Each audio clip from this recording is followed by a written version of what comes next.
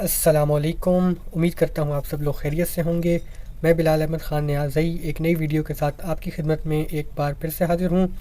आज की इस नशिस्त में हम एक अदद प्रैक्टिस क्वेश्चन सॉल्व करेंगे और स्टेप बाय स्टेप काफ़ी तफसील के साथ इस सवाल को हम लेकर चलेंगे, ताकि इस तरह के सवालात से अगर कभी भी आपका सबका पेश आ जाए तो आपको पता हो कि आप इस तरह के सवालात को बआसानी कैसे हल कर सकते हैं। तो अभी अपना वक्त ज़ाया किए बगैर अपनी आज की इस नशिस्त का बाकायदा आगाज़ करते हैं। तो सवाल मेरे सामने यहाँ दर्ज है, लेकिन सवाल पर आने से पहले मैं चाहूँगा कि हम इसका पहले रेफरेंस देख लें कि ये सवाल लिया कहाँ से गया है। तो दी स्टूडेंट फैक्ट्री की जानिब से दी एप्टीट्यूड टेस्ट मैनुअल के नाम से एक बुक है, उसके 8th एडिशन के सफ़ा नंबर 314 पर सवाल नंबर 1 की फॉर्म में ये वहाँ पर दर्ज था, वहीं से मैंने इसको नकल किया है। इसके अलावा यही सवाल आपको हो सकता है दीगर किताबों में भी मिल जाए और ऐन मुमकिन है इंटरनेट पर भी ये सवाल मौजूद हो। अभी अपने सवाल पर चलते हैं और देखते हैं कि हमें सवाल में क्या कहा गया है, और कोशिश करते हैं कि सवाल को पहले अच्छे से समझ लें, ताकि अगर सवाल हमें अच्छे से समझ आ जाएगा तो आगे वाला पूरा अमल आसान हो जाएगा, और अगर सवाल ही हमें सही से समझ ना आया तो फिर आगे आने वाला अमल भी पूरा मुश्किल हो जाएगा, काफ़ी इसमें मुश्किलात हमें दरपेश होंगी। तो सवाल मैं पढ़ देता हूँ आपके सामने। The monthly membership fee for an online television and movie service is $9.80। तो एक ऑनलाइन टेलीविज़न और मूवी सर्विस है, और आजकल के ज़माने में भी आपको पता होगा मुख्तलिफ़ टेलीविज़न और मूवी सर्विसेज होती हैं। तो इस तरह से कोई एक सर्विस है और उसकी मंथली मेंबरशिप फ़ी कितनी है, वो 9.80 है। और ये हमारे पास पहली चीज़ गिवन है कि यानी कि एक सर्विस है और उसकी मंथली मेंबरशिप फ़ी 9.80 है। The cost of viewing television shows online is included in the membership fee, but there is an additional fee of 1.50 to rent each movie online। अच्छा, अब जितने भी टेलीविज़न के शोज़ होते हैं या टीवी शोज़ होते हैं या मे बी टेलीविज़न पर जितने भी चैनल्स होते हैं, तो वो हमें बताया गया है कि वो जो है इसी कॉस्ट के अंदर यानी 9.80 के अंदर सब कुछ देखा जा सकता है। टेलीविज़न टीवी शोज़ जितने भी हैं वो सब के सब इसी मेंबरशिप फ़ी के अंदर इंक्लूड होंगे और उनकी कोई एक्स्ट्रा फ़ी चार्ज नहीं की जाएगी। लेकिन जो मूवीज़ हैं उनकी एक्स्ट्रा फ़ी चार्ज की जाएगी। तो हर मूवी जो कि आप रेंट करेंगे एक्स्ट्रा एडिशनल, उसके आपको $1.5 एक्स्ट्रा देने पड़ेंगे। और हमें आगे क्या कहा गया है, for 1 month Jill's membership and movie rental fees were 12.80। तो एक मंथ के लिए जिल एक शख्स है, उसने एक महीना ये सर्विस यूज़ की है और एक महीने के बाद उसका बिल बना है $12.80 आपके पास बिल बना है एक महीने का। तो हमें अब पूछा गया है कि अगर बिल हमारे पास 12.80 बना है महीने का, तो जिल ने कितनी मूवीज़ रेंट की होंगी उस महीने के लिए। तो ये हमने फाइंड करना है, हाउ मैनी मूवीज़ डिड जिल रेंट ऑनलाइन डेट मंथ। तो हमने क्या फ़ाइंड करना है, हमने ये फ़ाइंड करना है कि अगर एक महीने में उसकी फ़ीस टोटल कुल मिलाकर जो बनी थी वो 12.8 थी, तो अब हमने देखना है कि उसमें कितनी मूवीज़ रेंट की गई थी। एक दफ़ा सवाल को मैं मज़ीद दोहरा दूँगा कि हमारे पास एक सर्विस है, टेलीविज़न और मूवी सर्विस है, जो कि आपको एक्सेस प्रोवाइड करती है टेलीविज़न शोज़ पे या मूवीज़ की तरह की। और आज के ज़माने में भी इस तरह की बहुत सारी सर्विसेज आ गई हैं। आपके पास एक सर्विस है और उसकी मंथली मेंबरशिप फ़ी कितनी है, 9.80, यानी कि आपने हर मंथ उनको $9.8 तो देने ही देने हैं। ये एटलीस्ट यही कॉस्ट है, मिनिमम कॉस्ट है, ये मेंबरशिप फ़ी है। तो $9.80 तो आपने देने ही देने हैं।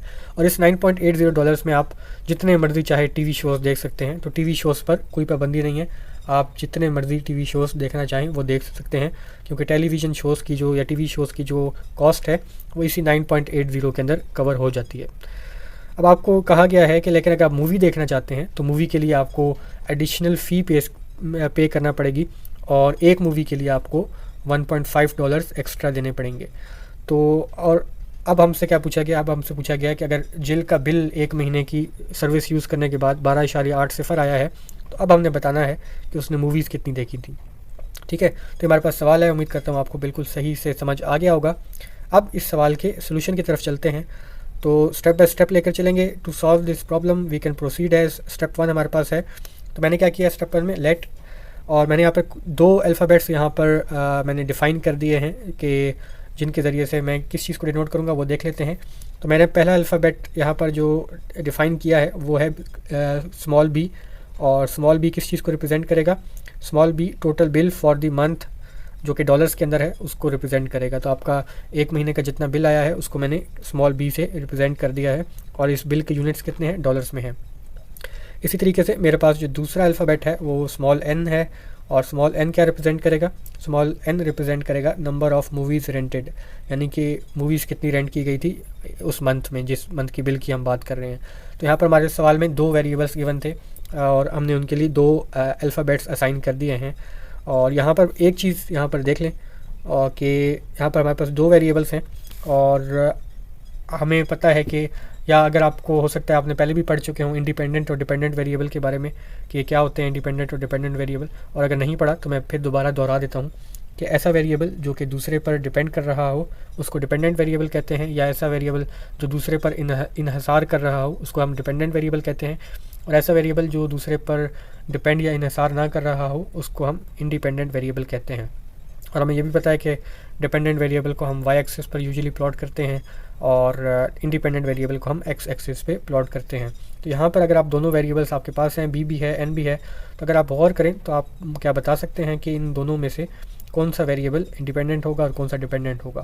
तो अगर आप देखें तो यहाँ पर जो हमारे पास टोटल बिल आ रहा है वो डिपेंड कर रहा है कि कितनी मूवीज़ रेंट की गई हैं, यानी कि जो हमारे पास टोटल बिल आया है वो किस चीज़ पर डिपेंड कर रहा है, वो डिपेंड कर रहा है कि हमने मूवीज़ कितनी रेंट की हैं। यानी अगर हमने ज़्यादा मूवीज़ को रेंट किया होगा तो ऑब्वियसली हमारा बिल भी ज़्यादा होगा, अगर हमने कम मूवीज़ को रेंट किया होगा तो हमारा बिल भी कम होगा।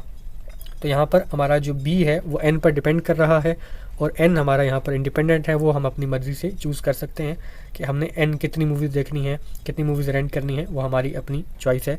तो यहाँ पर हमारे पास एन क्या आ गया, एन हमारे पास इंडिपेंडेंट वेरिएबल आ गया, और वाई क्या आ गया, वाई हमारे पास डिपेंडेंट, सॉरी बी क्या आ गया, बी हमारे पास डिपेंडेंट वेरिएबल आ गया।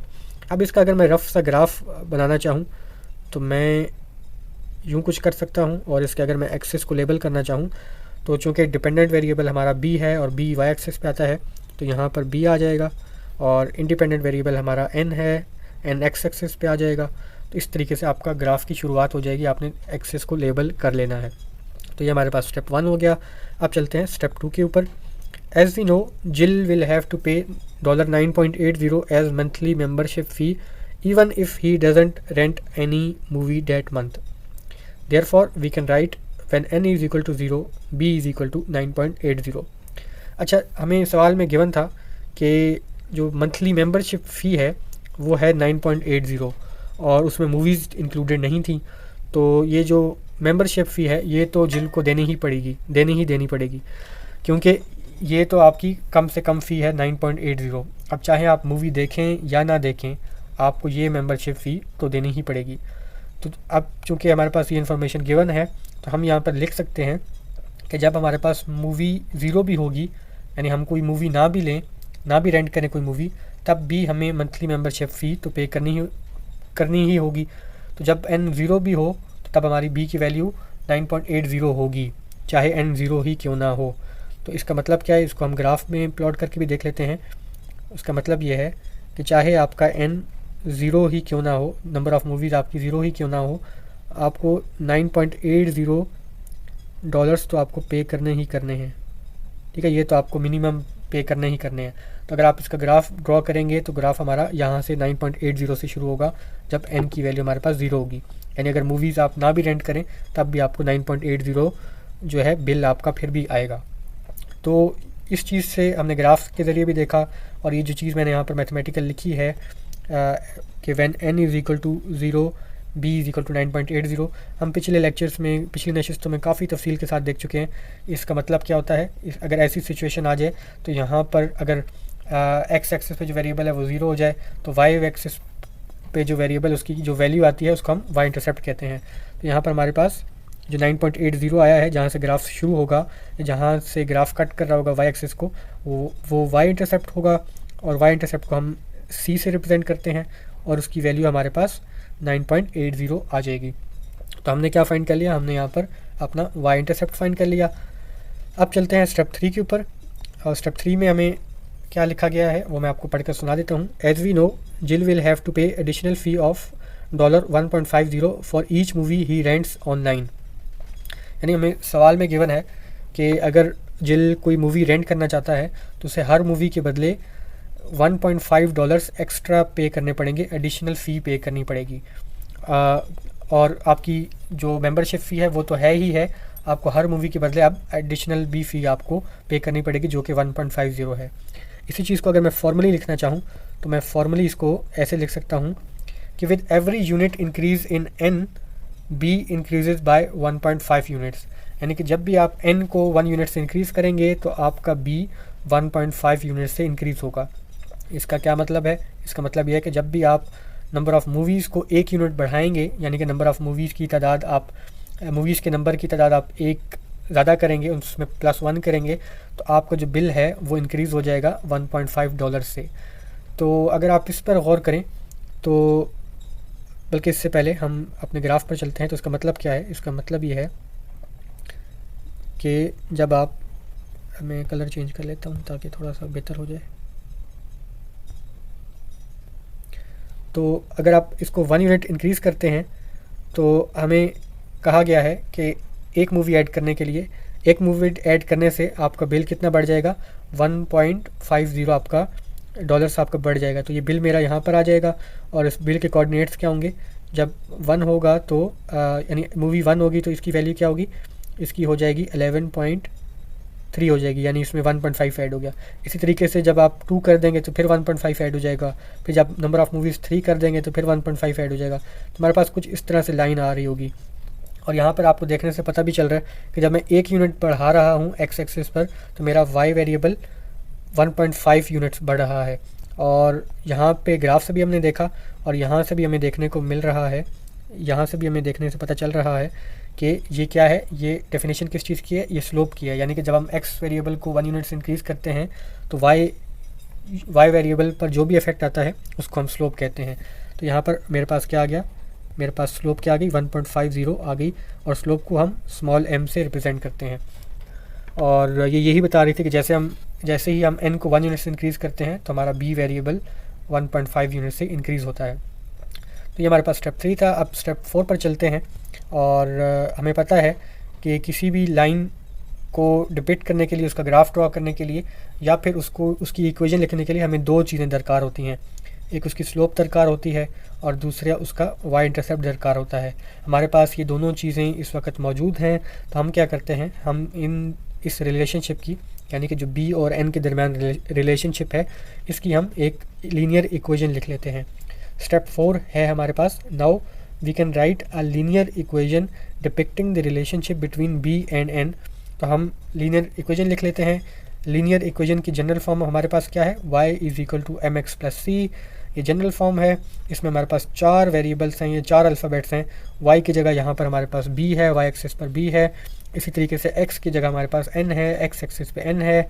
स्लोप हमारे पास 1.50 है, इसलिए m की जगह 1.50 लिख दिया। y इंटरसेप्ट जो कि c था उसकी जगह हमारे पास 9.80 की वैल्यू आई है। तो ये सारी वैल्यूज़ रिप्लेस करने के बाद मेरे पास यहाँ पर एक लीनियर इक्वेशन आ गई है और हमने इस रिलेशनशिप की लीनियर इक्वेशन फाइंड कर ली है। अब स्टेप 5 पर चलते हैं। और स्टेप 5 में क्या है? Now we are required to find the number of movies rented if the total bill is $12.80। अब हमें सवाल में कहा गया था कि अगर टोटल बिल जो है वो 12.8 डॉलर है तो हमें फाइंड करना था कि नंबर ऑफ़ मूवीज़ कितनी हमने रेंट की थी। तो हमारे पास क्योंकि अब इक्वेशन आ गई है तो अब ये वाला काम बहुत आसान हो गया है कि अब हमें बिल गिवन है और हमने number of movies rented find करना है। यानी कि हमें बी गिवन है और हमने एन फाइंड करना है। तो बी हमें क्या गिवन है? बी हमें 12.80 गिवन है। हमारे पास इक्वेशन ऑफ लाइन पहले से मौजूद है। तो इस इक्वेशन ऑफ लाइन में मैं b की वैल्यू पुट कर दूंगा और फिर मैं n की वैल्यू फाइंड कर लूँगा। तो b की वैल्यू 12.8 मैंने यहाँ पर पुट की। इसको मैंने मज़ीद सिंप्लीफाई किया, n को मैंने एक साइड पर ले गया और बाकी चीज़ें सेपरेट हो गई। जब मैंने इसको मज़ीद सिंप्लीफाई किया तो मेरे पास कुछ इस तरह से आ गया। और इसको मज़ीद सिंप्लीफाई करने के बाद मेरे पास n = 3/1.5 आ गया, जिसको मज़ीद सिंप्लीफाई करने के बाद मेरे पास n = 2 आ गया। तो n यहाँ पर क्या था? n number of movies rented थी, तो n की वैल्यू मेरे पास 2 आई है। इसका मतलब क्या हुआ? इसका मतलब ये हुआ कि जब बिल 12.8 था महीने का तो हमारे पास जो नंबर ऑफ़ मूवीज़ रेंटेड थी वो 2 थी। तो इसी चीज़ को मैंने यहाँ पर फॉर्मूली लिख दिया। नीचे स्टेप 6 में movies rented if the total bill is 12.80, तो वो कितनी आएगा? 2 मूवीज़ हमने रेंट की थी। तो ये हमारे पास यहाँ पर हमारा सोल्यूशन यहाँ पर अपने पाए तकमील को पहुँचता है। और यहाँ पर लेकिन एक और एडिशनल स्टेप मैंने यहाँ पर लिखा हुआ दर्ज किया हुआ है कि बिलफर्ज हम प्रैक्टिस के लिए अगर इसका ग्राफ, इस लीनियर इक्वेशन का अगर हम ग्राफ प्लॉट करना चाहें तो वो किस तरह से हम करेंगे। तो ये सर प्रैक्टिस के लिए ये ऑप्शनल स्टेप है और सोल्यूशन आंसर हमने पहले ही फाइंड कर चुके हैं। लेकिन अगर प्रैक्टिस के लिए इसको प्लॉट करना चाहें तो इसका ग्राफ कुछ इस तरह से होगा। अगर जो हमने रफ सा ऊपर भी ड्रॉ किया था तो ये ग्राफ का वाई इंटरसेप्ट चूँकि 9.8 था, तो आप देख सकते हैं कि ये ग्राफ शुरू कहाँ से हो रहा है, ये 9.8 से शुरू हो रहा है।